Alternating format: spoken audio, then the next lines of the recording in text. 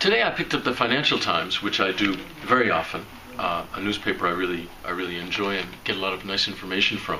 And I was very pleased to see this.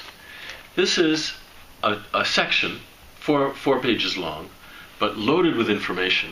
It's a section called Digital and Social Media Marketing, and it's from Wednesday, March 7th.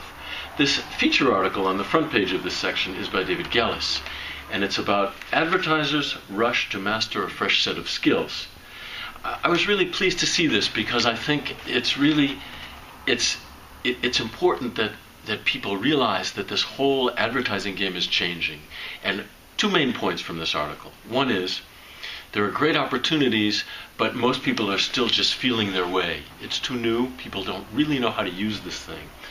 The second thing that I take away really from this article is most companies are starting to realize today that advertising, which used to be a push from the company to the consumer, has become a conversation, what I call a co-creation. Advertising, your brand, is a co-creation between you and a community of consumers. And I think it's great that the Financial Times and others are taking this mainstream and watching these trends.